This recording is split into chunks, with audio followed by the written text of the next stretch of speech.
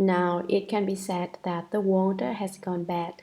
Only if people understand the Buddha Dharma can the evil age be turned back. If people don't understand the Buddha Dharma, then I am afraid this world will arrive at the time when it will be destroyed. The Christians talk about Judgment Day, the last day. If the Buddha Dharma is translated into English, if everyone understands the Buddha Dharma, if everyone knows better than to be lazy, and if people come forward to cultivate the way with open hearts and minds, then the last day will be very far away in the future. It will be hard to say how many great ages away. Basically, there isn't any last day. Why? Because the turning of the great Dharma wheel of the Buddha Dharma will even pull in the sun, which then will be unable to set on the last day. There won't be any final day. All such matters are living. They are not fixed, certain, and dead. Don't think that what is called the last day is the last day, for then there will be in fact be a final day, now which is more probable that there will be a final day or won't be one. If everyone studies the Buddha Dharma, then the day of destruction won't come. It's all very alive, so don't see it as fixed and dead. For instance, from time to time, people have spread the rumor that there is going to be an earthquake in San Francisco that will cause it to fall into the sea. For several years now, people have been talking about this, and a lot of wealthy people who are afraid of dying have moved away. I spoke about this last year too, and at that time, one of my disciples in San Francisco sent another disciple to Seattle a letter saying that I couldn't go to Seattle because if I did, San Francisco would fall into the sea.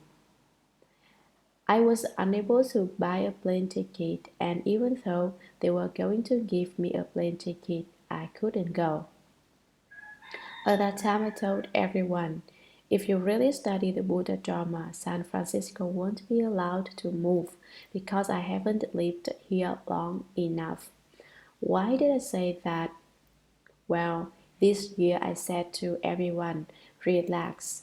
All you have to do is recite the Suragama mantra and study the Buddha Dharma with a sincere mind, and I will guarantee that San Francisco won't budge. I said that. Why hasn't San Francisco moved up till now? Because there are some people who have changed a little.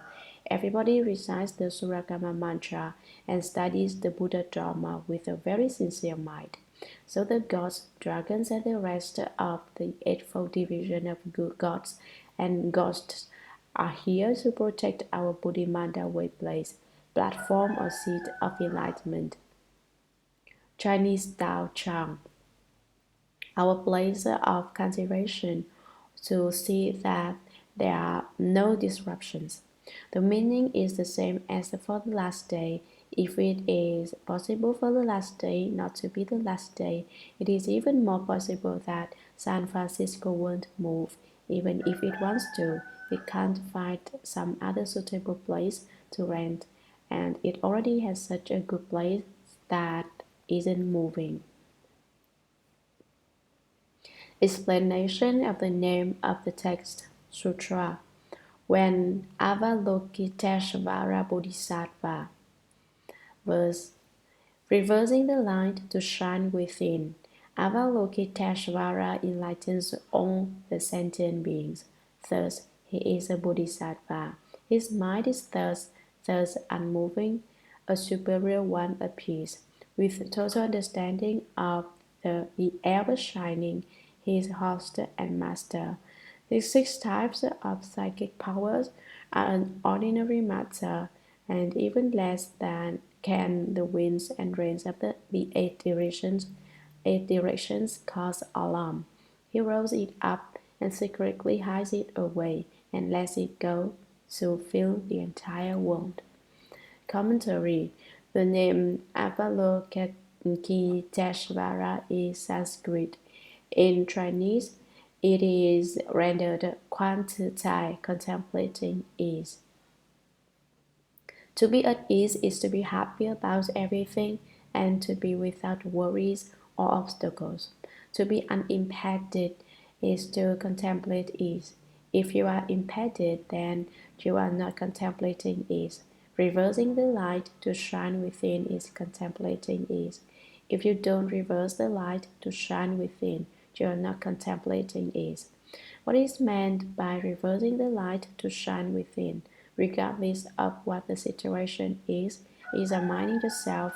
If someone has wronged you, you should think to yourself, basically, I was wrong. If you say, when people don't act properly toward me, I don't look to see whether I'm right myself. I just smash them right away, smash their heads in so that blood flows.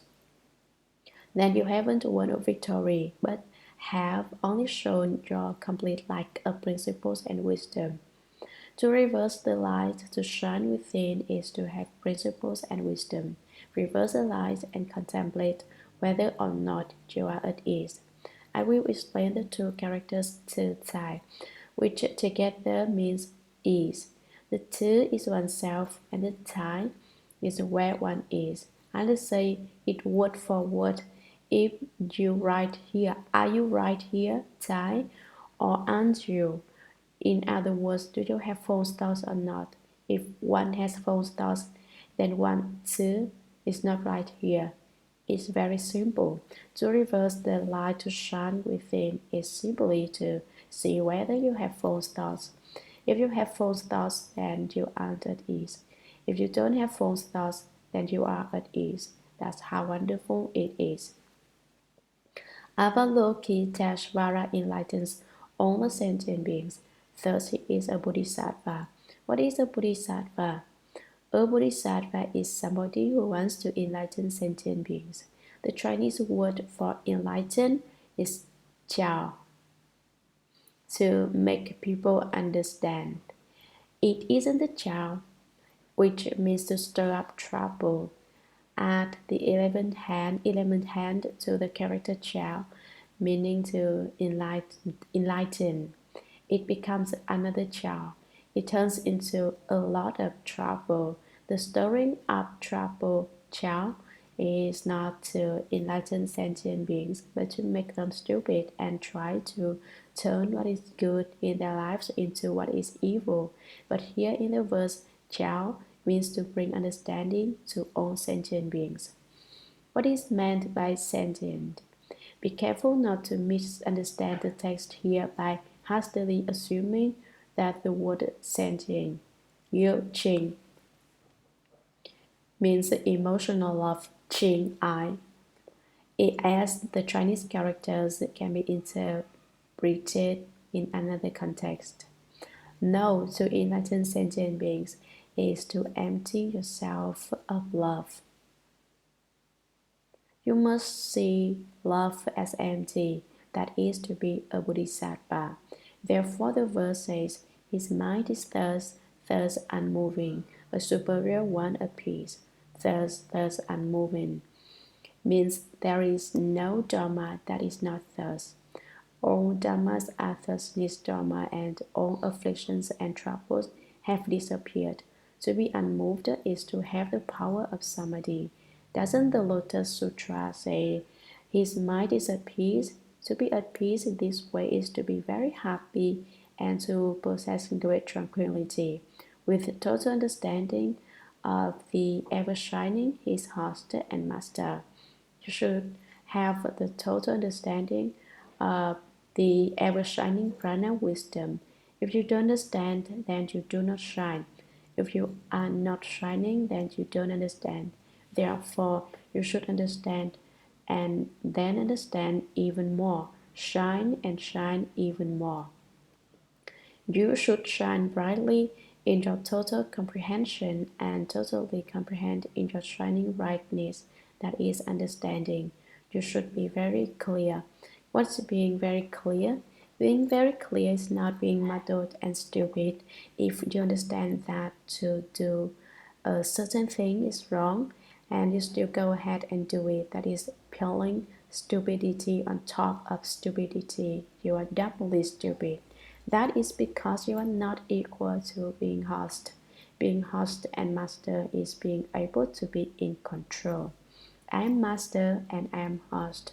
Someone says, I tell everyone else to do anything I think they should be doing.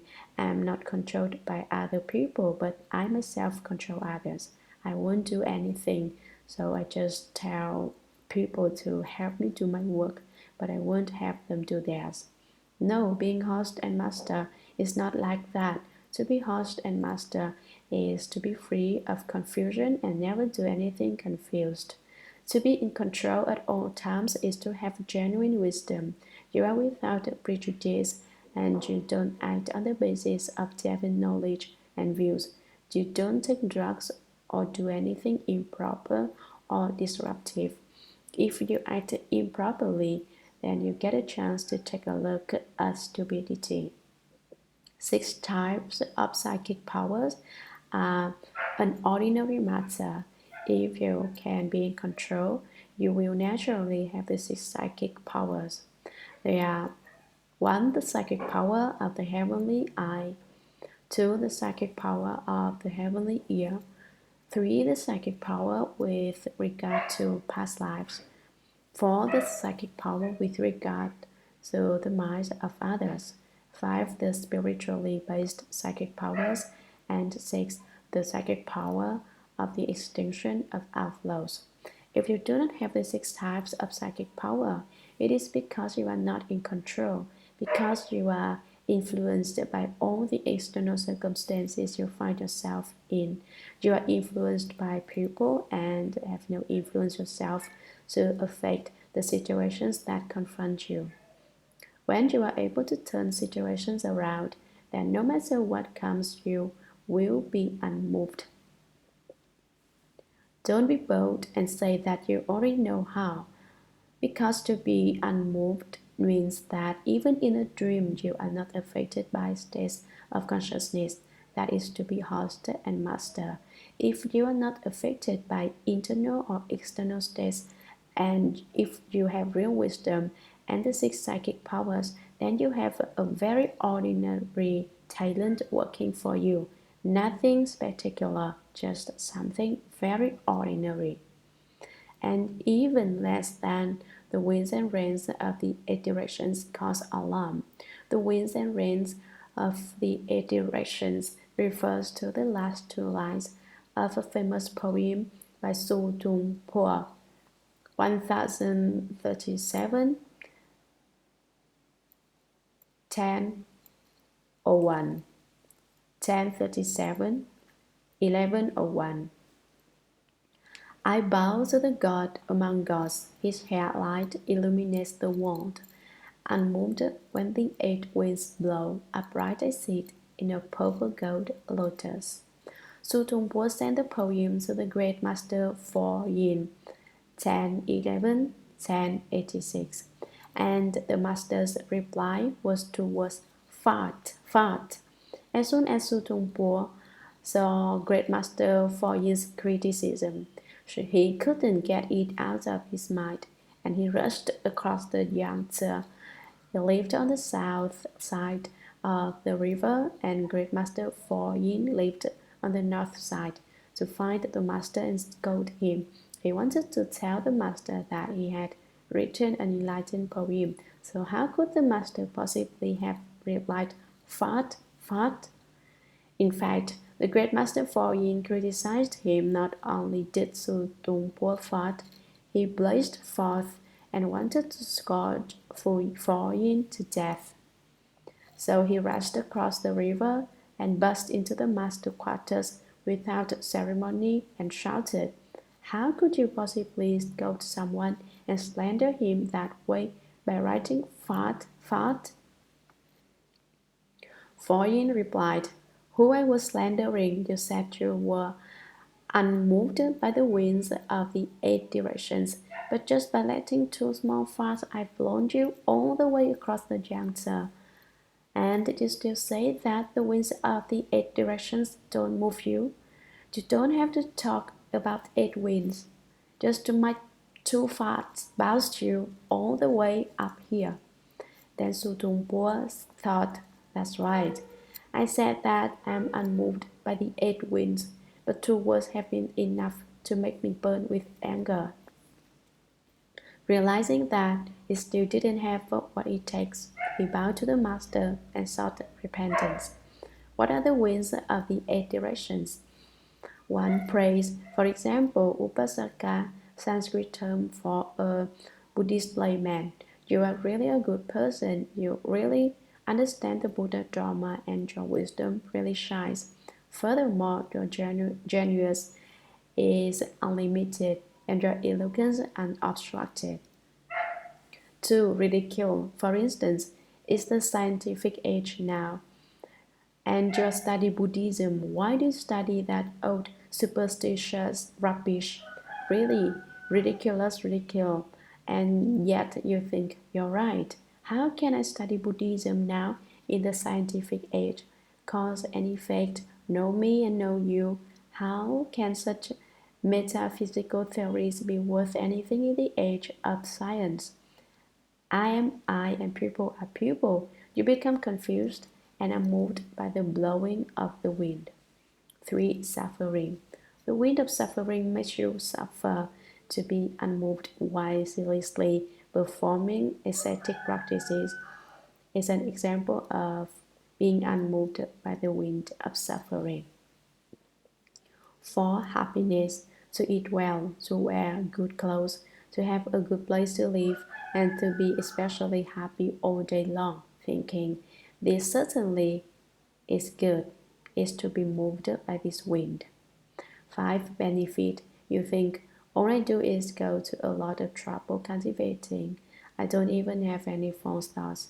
Consequently, people come to me and make an offering of $1 million to build a temple, and they are very, very happy. That is to be moved by the wind of benefit. 6. Destruction. Perhaps the wind of benefit blew yesterday, but tomorrow people may come and ruin everything. They tell people that monk is no good, don't believe in him. He will do anything, believe in me instead. 7. Gain. 8. Loss. Those are the 8 winds, the verse says, and even less can the winds and rains of the 8 directions cause alarm. It means that the 8 winds blow, but I don't move. He rolls it up and secretly hides it away. When you close this sutra, you should store it in a good place, not a place that indicates you lack of respect. You should respect it and let it go to fill the entire world. When you open it, the wisdom of prana fills the sixfold union, that is, north, south, east, west, above and below, which together represent the world. This prana dharma door is very wonderful. Prana and Emptiness Sutra. When Avalokiteshvara Bodhisattva was practicing the profound Prajna Paramita verse, practice the way, cultivate yourself, and do not research outside. The prana of your nature is a deep and secret cause, white billows soar to the heavens, the black wave cease. Nirvana, the other shore, effortlessly is climbed. Time and again, don't miss the chance. Care for it. Be diligent, take hold of the divine innocence, unclear marriage. Thousand news arrives. Now is there, now is not. See what is originally esteemed. Commentary. The word practicing in the sutra is simply what we understand as cultivation. As to profound, it is the opposite of superficial. Prana means wisdom, and paramita means to reach the other shore. The text says that Bodhisattva Avalokiteshvara cultivates profound, not superficial prana. What is profound and what is superficial? Profound prana is a wonderful wisdom. Superficial prana is limited to an understanding of the Four Truths and the travelings of conditioned causation. Pratyayasam Mutpada, as studied in the Hinayana, the small vehicle. But only the wonderful wisdom of profound prajna can cause you to actually reach the other shore. Who is it who can arrive at the other shore? Avalokiteshvara Bodhisattva. When Shakyamuni Buddha spoke this sutra, he took special note of the great Bodhisattva Avalokiteshvara, who practices profound prajna and who has already reached the other shore. Thus, the sutra says, when Avalokiteshvara Bodhisattva was practicing the profound Prajna Paramita, those are the two vehicles, arhats and conditioned enlightened ones, are unaware of profound prajna and cultivate only a superficial prajna, which is concerned with the analysis of emptiness. In their contemplations, they make a very fine analysis of all form dharmas and mind dharmas. What are form dharmas and mind dharmas? Form dharmas are perceptible, while mind dharmas are not. To make the distinction even clearer, everything that has perceptible characteristics and is conditioned is said to possess form. These mind dharmas are not perceptible objects. They can only be recognized as kinds of awareness. The fact that an awareness lacks by perceptible characteristics indicates that it is a mind dharma, while that has perceptible characteristics but lacks awareness is called a form dharma. Form dharmas make up the first of the five skandhas, while feeling, cognition, formation, and consciousness, the remaining four skandhas, are all mind dharmas, since they lack perceptible characteristics. Therefore, when Avalokiteshvara Bodhisattva was practicing the profound Prajna Paramita, he illuminated the five skandhas and saw that they are all empty. To talk about prajna is to talk about emptiness. Fundamental, there are many kinds of emptiness, but now, for simplicity's sake, I will explain five basic kinds.